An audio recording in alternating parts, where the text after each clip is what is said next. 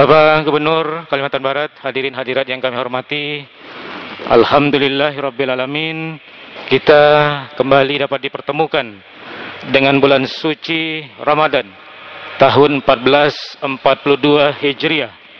Marhaban ya Ramadan. Selamat menunaikan ibadah puasa Ramadan tahun 1442 Hijriah. Semoga amaliyah Ramadan pada tahun ini berjalan dengan baik dan lancar dan menjadi Ramadan terbaik dari tahun-tahun sebelumnya. Amin ya rabbal alamin. Bapak Gubernur, hadirin hadirat yang kami hormati, kuliah 7 menit Kultum malam pertama Ramadan tahun 1442 Hijriah insyaallah akan sampaikan Bapak Gubernur Kalimantan Barat, yakni Bapak Haji Sudarmiji SH Mhum, yang juga merupakan Ketua Pembina Yayasan Mujahidin Kalimantan Barat. Namun sebelumnya kami sampaikan hal-hal sebagai berikut.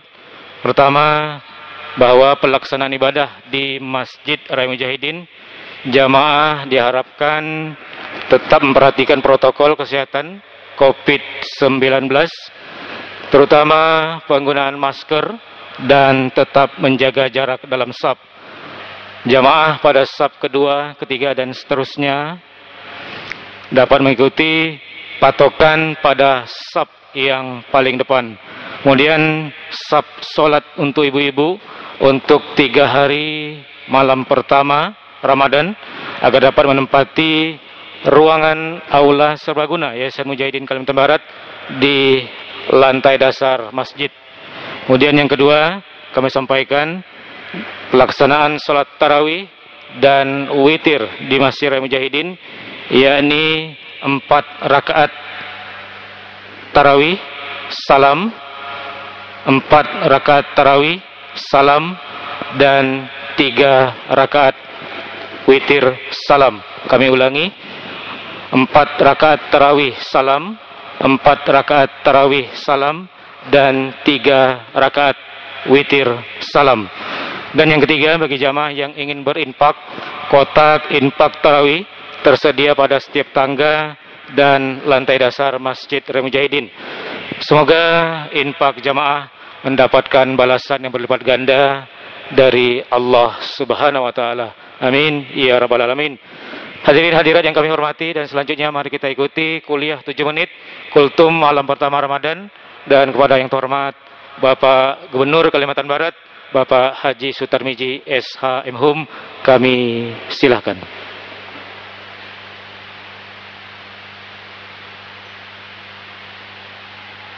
Assalamualaikum warahmatullahi wabarakatuh. Bismillahirrahmanirrahim. La haula wala quwata illa billah. Bapak Ibu kaum muslimin muslimat yang dimuliakan Allah, alhamdulillah kita panjatkan puji syukur kehadirat Allah SWT karena kita masih dipertemukan dengan bulan suci Ramadan 1442 Hijriah. Semoga amal ibadah kita di bulan suci Ramadan tahun ini menjadi amal ibadah yang terbaik selama hidup kita. Insya Allah akan mendapat balasan pahala yang terbaik juga dari Allah SWT. Selaku Ketua Pembina Masjid Mujahidin, saya ingin menyampaikan beberapa hal yang kita lakukan di Masjid Mujahidin. Saat ini Masjid Mujahidin sedang membangun 3 lantai di belakang sana. Ya. Lantai dasar itu untuk kegiatan perekonomian, ya, sebagai pemasukan untuk mengelola masjid ini. Kemudian lantai 2 dan 3 kita akan buat itu sekolah SMA Islam yang menggunakan IT. Ya. Jadi saya berharap sekolah itu nanti menjadi sekolah yang bisa dibanggakan bagi masyarakat Kalimantan Barat khususnya. Sehingga mudah-mudahan tahun ini bisa selesai dan semuanya dibiayai dari APBD Provinsi Kalimantan Barat. Selanjutnya saya ingin menyampaikan beberapa hal berkaitan dengan kenapa kita sholat menjaga jarak dan harus memakai masker. Bapak Ibu yang saya hormati, saya dan jajaran Satgas Covid Kalbar ini, kita menjaga Kalbar seperti menjaga keluarga kita.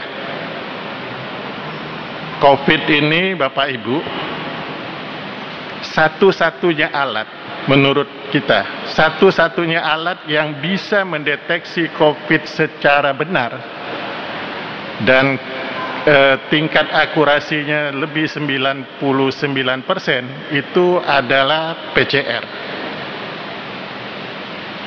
Kenapa orang datang ke Pontianak tidak boleh menggunakan surat keterangan selain PCR? Antigen memang murah, tapi dia hanya bisa membaca cycle threshold atau CT 29. 30 sampai 35 bahkan 40 tidak bisa dia baca. Nah, cycle threshold itu semakin tinggi angkanya berarti kandungan virusnya semakin rendah. Semakin kecil angkanya, semakin tinggi viral load-nya. Kalau itu cycle threshold. Cycle threshold itu level kandungan virus seseorang. Kalau viral load-nya itu kandungan virus yang ada dalam tubuh kita. Dan satu-satu alat yang bisa membaca itu hanya PCR. Sekarang pakai genos belum pasti. PCR kemarin santri mau pulang. Karena mahal katanya PCR, minta antigen. Saya izinkan antigen. Tapi di Supadio saya suruh ambil sampel 20%. Ya. Terdapat 7 orang yang positif dengan viral load, dengan CT-nya 31, 32. Artinya antigen nggak bisa baca. Makanya kita gunakan PCR. Nah, kenapa PCR juga? Dari 34 orang yang meninggal, 23 itu meninggal karena terpapar di luar Kalbar. Untan itu dalam waktu 1 minggu kehilangan 4 dokter. 4 dokter. Kenapa? Beliau seminar di mana-mana, begitu pulang tidak meriksakan diri, itu akibatnya. Kenapa harus pakai masker? Bapak Ibu, tolong Pak yang kenakan masker yang benar ya. Kenapa pakai masker dan jaga jarak? Kalau orang yang positif COVID dengan positif COVID, ya dia pakai masker, atau yang positif COVID dengan yang negatif pakai masker, sama-sama pakai masker, sama-sama komunikasi, sama-sama ada jarak, insya Allah tidak akan terjangkit. Peluang terjangkitnya hanya 1-2%. Makanya dianjurkan pakai masker, ya, bukan yang lain. Jadi sampai hari ini, sampai pemerintah tanggal 6 sampai 17 Mei nanti tidak boleh ada pesawat yang terbang kecuali untuk tujuan tertentu, tidak boleh kereta api ada yang berangkat, tak boleh bis narik penumpang, nggak boleh. Jadi tanggal 6 sampai tanggal 17 itu betul-betul transportasi umum tidak ada yang beroperasi. Ya. Tidak ada. Nah, kita perketat di perbatasan dengan Malaysia. Sampai hari ini yang kembali sudah hampir 6.000 orang. Alhamdulillah kita periksa semuanya dengan PCR, yang positif 11 orang. Jadi kita ketatkan, kemudian kita isolasi dulu mereka 5 hari di sana, baru boleh pulang. Nah, itulah yang kita lakukan untuk menjaga Kalbar. Jadi Bapak Ibu, kalau kita ketat bukan berarti kita menghambat masyarakat, tapi kita menjaga keselamatannya. Ya, Rasulullah katakan kalau kau berada di satu wilayah yang terjadi wabah, maka larilah seperti melihat singa. Coba Bapak Ibu, lihat singa larinya gimana tuh, kencangnya kita. Itu ajaran Rasulullah mengingatkan seperti itu. Jangan ada yang merasa kebal. Saya ini udah berapa orang, mungkin 5-6 orang yang sering ngomong, oh saya golongan A, golongan O, darah saya, oh saya begini begitu. Nah, giliran dia masuk rumah sakit, apa dia bilang? Tolong Pak Gub kasih tahu orang-orang jangan sampai kena penyakit ini. Bapak Ibu mau tahu, biaya yang dikeluarkan yang paling tinggi itu 2 orang di Sudarso. 2 orang ini anak muda, umurnya 23 dengan 25 tahun. Tagihan Sudarso ke BPJS satu orang itu 478 juta. Ya. 478 juta itu untuk satu orang. Yang satunya lagi 476. Dia dirawat 53 hari. Untung aja semua biaya ditanggung pemerintah. Gimana kalau ditanggung pribadi? Ayo. Bapak Ibu, obat ada yang namanya remdesivir. Itu satu pial itu 1,6 juta. 11 pial harus dipakai. Kalau ada penyakit bawaan, komorbid, misalnya diabetes, jantung. Kalau jantung itu harus disuntikkan obat di bawah kulitnya, harganya 3,6 juta sekali suntik. Nah, kalau 10 kali? Ayo. Nah, itu yang kita harus jaga. Jadi yang bahaya itu Bapak Ibu, orang-orang yang punya komorbid. Komorbid itu penyakit bawaan. Penyakit bawaan itu apa? Penyakit diabetes, penyakit ginjal, penyakit jantung. Nah, inilah yang diserang. Lebih bahaya lagi kalau dia asma. Karena virus COVID ini menyerang paru-paru. Bapak Ibu, ada satu kepala rumah sakit. Dia nama di Sudarso 29 hari. Kandungan virus dalam tubuh dia ketika kena 189 juta kopis virus. Ya. Bahkan ada yang miliaran. Jadi kalau miliaran itu, kalau paru-parunya itu boleh diambil lendirnya, ya, maka dia kayak papeda. Ya. Nah, gimana orang bisa bernapas seperti itu? Nah, ketika mereka sudah menggunakan ventilator, Bapak Ibu lihat silakan lihat bagaimana seorang yang menderita COVID menggunakan ventilator. Gimana sengsaranya dia menarik napas. Kita lihat itu. Oh, itu kan main-main dari mana? Indonesia ini sudah hampir 43.000 yang meninggal. Oke. Amerika itu lebih parah lagi, 250.000 orang yang meninggal karena COVID. Prancis gitu, Italia gitu, seluruh dunia seperti itu.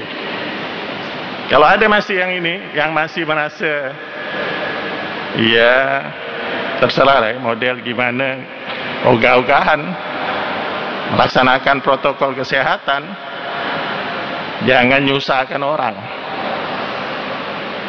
Nggak bisa, karena virus itu tidak sampai pada penderita dia sendiri. Kalau dia tinggal di hutan sendiri mungkin. Tapi di rumah itu ada anak-anak, ada orang tua, ada istri. Ya, ini yang kita harus jaga. Jangan mikir kita sendiri. Mereka ini harus kita jaga. Ya. Nah, tolong jaga jarak tetap. Sehingga sholat kita enggak. Sekarang Bapak Ibu gimana? Oh, kan sholat biasa imam bilang rapatkan dan luruskan saf. Memang imam bilang rapatkan, luruskan saf biar sholat kita sah. Kan enggak gitu imam bilang. Rapatkan dan luruskan saf untuk kesempurnaan sholat. Dalam kondisi normal. Dalam kondisi tidak normal, ya, seperti sekarang ini karena pandemi, kita sholat, kita tetap beribadah, tapi tetap menjaga keselamatan kita dan orang lain. Jadi saya harap semuanya tetap menggunakan masker dan menjaga jarak, sering cuci tangan. Kenapa cuci tangan? Tangan ini, siapa yang tak pernah megang hidungnya setiap hari? Ya, pasti. Kadang begini dan sebagainya. Kadang kita sedang pernah megang apa-apa dan kita nggak tahu. Saya pegang ini ya, saya pegang ini, nggak tahu kita. Jadi tolong Bapak Ibu, kita jaga Kalbar ini, kita jaga Pontianak ini. Pontianak sudah zona kuning. Saya bilang Pak Edi harus lebih tegas lagi. Bukan untuk kepentingan kita. Kalau saya mau ego sebagai gubernur, ngapain saya siang malam pagi sore ngurus yang seperti ini? Tapi untuk keselamatan seluruh warga Kalbar. Saya kadang marah dengan bupati wali kota yang tidak responnya kurang ini terhadap ya, kasihan masyarakatnya. Masyarakat kita tidak banyak yang tahu tentang COVID. Kita yang tahu harus lebih, nggak apa-apa. Saya tak mikir orang marah dengan saya nanti tak usah pilih lagi. Enggak, saya nggak mikir itu. Saya pikirkan apa yang harus saya lakukan untuk Kalimantan Barat. Apa yang harus saya lakukan untuk masyarakat Kalimantan Barat. Saya nggak mikir apa. Itu yang dapat saya sampaikan. Dan alhamdulillah program 5.000 penghafal Quran, hafiz dan hafizah tetap berlangsung. Tadi saya mau wisuda 58 orang penghafal Al-Quran. Jadi kalau kita mau, kalau kita serius, 5.000 penghafal Quran itu dalam 5 tahun bisa kita capai. Bisa kita capai. Saya berharap anak-anak muda ya berupayalah untuk menghafal Al-Quran. Kalau macam saya yang udah tua nih tak usah dulu ya, yang mana bisa dihafal aja. Tapi anak muda harus upayakan bisa menghafal Al-Quran ya, minimal 10 juz, 5 juz ya, dan upayakan bisa. Ada tadi yang di wisuda umur 13 tahun ya, 30 juz.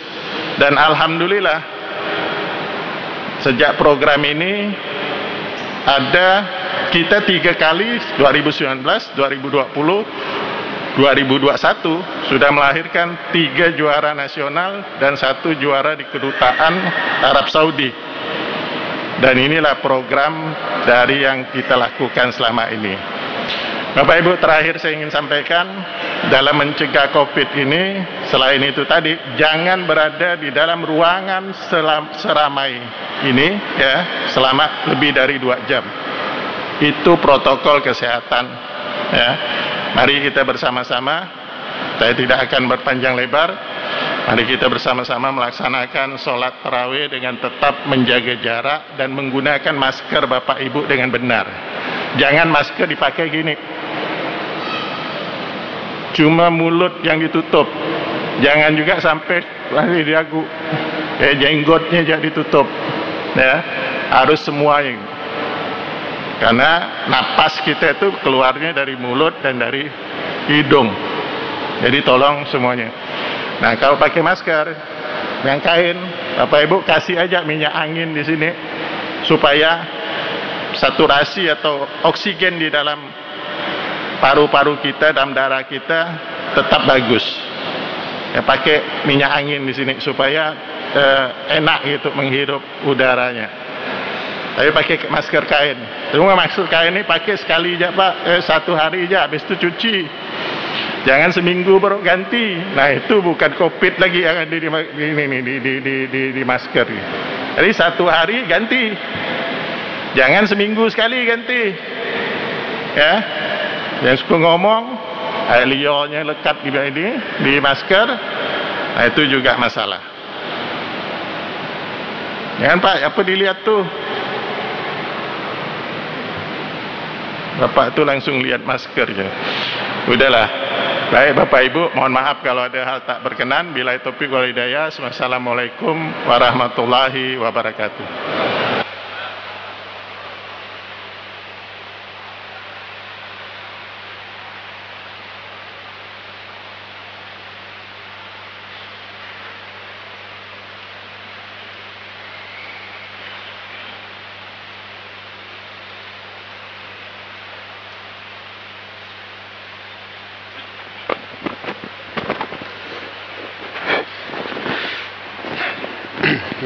Mari kita laksanakan salat qiyam Ramadan untuk rakaat pertama. Untuk yang pertama, 4 rakaat pertama.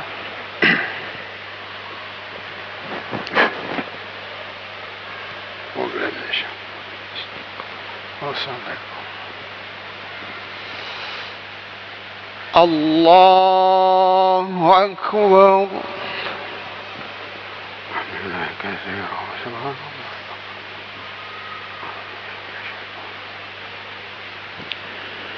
بسم الله الرحمن الرحيم الحمد لله رب العالمين الرحمن الرحيم مالك يوم الدين إياك نعبد وإياك نستعين اهدنا الصراط المستقيم صراط الذين أنعمت عليهم غير المغضوب عليهم ولا الضالين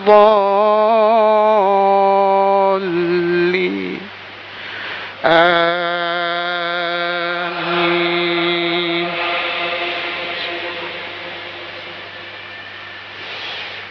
ألف لام ميم ذلك الكتاب لا ريب فيه هدى للمتقين الذين يؤمنون بالغيب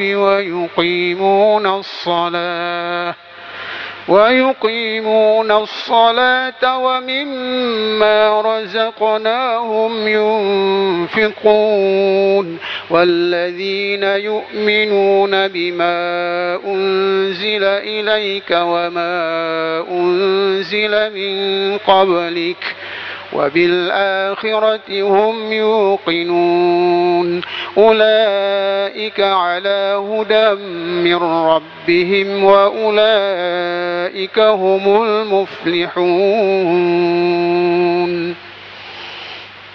الله أكبر.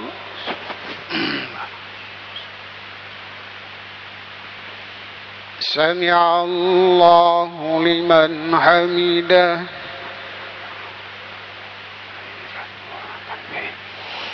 الله أكبر.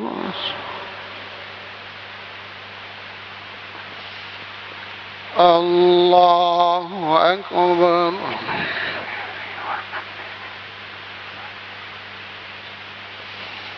الله أكبر.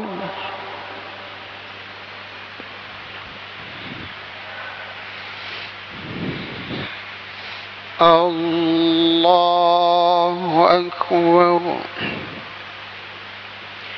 بسم الله الرحمن الرحيم الحمد لله رب العالمين الرحمن الرحيم مالك يوم الدين إياك نعبد وإياك نستعين اهدنا الصراط المستقيم صراط الذين أنعمت عليهم غير المغضوب عليهم ولا الضالين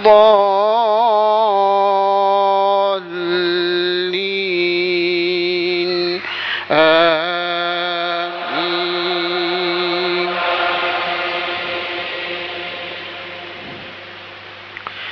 إن الذين كفروا سواء عليهم أأنذرتهم أم لم تنذرهم لا يؤمنون يؤمنون ختم الله على قلوبهم وعلى سمعهم وعلى أبصارهم غشاوة ولهم عذاب عظيم ومن الناس من يقول آمنا بالله وباليوم الآخر وما هم بمؤمنين يخادعون الله والذين آمنوا وما يخدعون إلا أنفسهم وما يشعرون في قلوبهم مرض فزادهم الله مرضا ولهم عذاب أليم بما كانوا يكذبون الله أكبر سمع الله لمن حمده الله أكبر الله أكبر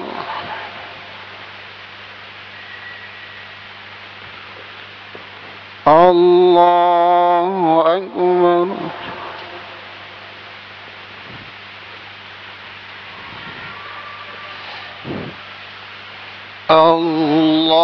الله أكبر بسم الله الرحمن الرحيم الحمد لله رب العالمين الرحمن الرحيم مالك يوم الدين إياك نعبد وإياك نستعين اهدنا الصراط المستقيم صراط الذين أنعمت عليهم غير المغضوب عليهم ولا الضالين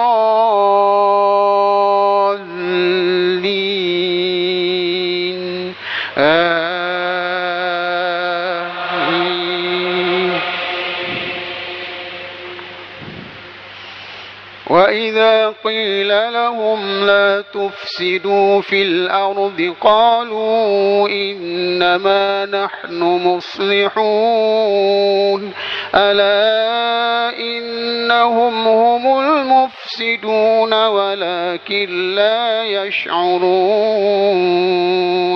وإذا قيل لهم آمنوا كما آمن الناس قالوا أنؤمن كما آمن السفهاء ألا إنهم هم السفهاء ولكن لا يعلمون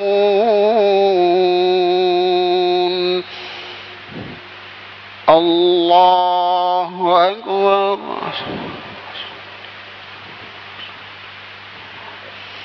سمع الله لمن حمده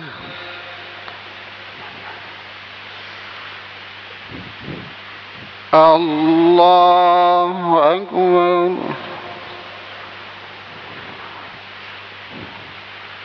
الله أكبر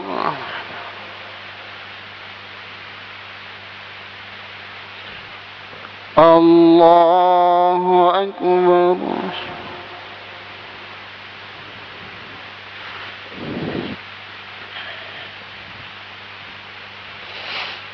الله أكبر بسم الله الرحمن الرحيم الحمد لله رب العالمين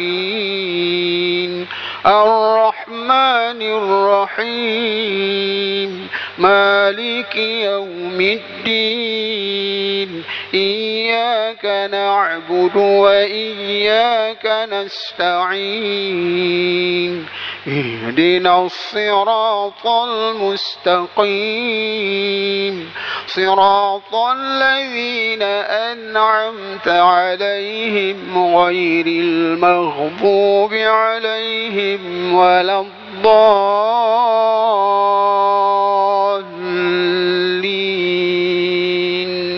آمين.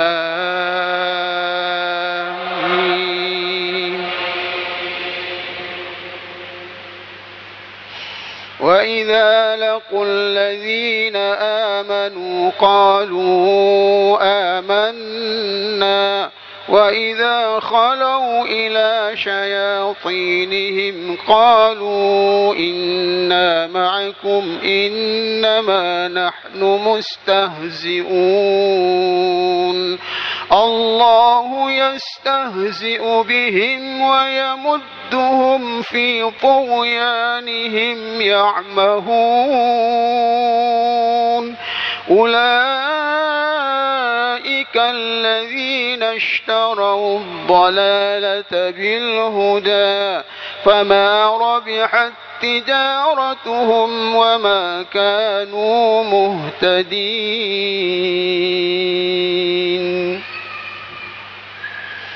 الله أكبر. سمع الله لمن حمده. الله أكبر. الله أكبر.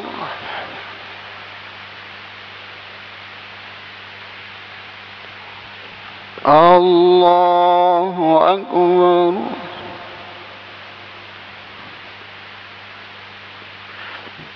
الله أكبر. صلوات الطيبات لله.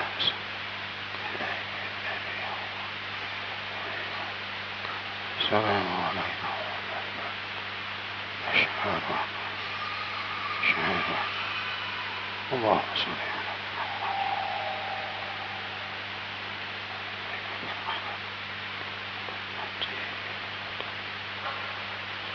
على السلام عليكم ورحمة الله. السلام عليكم ورحمة الله. الحمد لله. استغفر الله.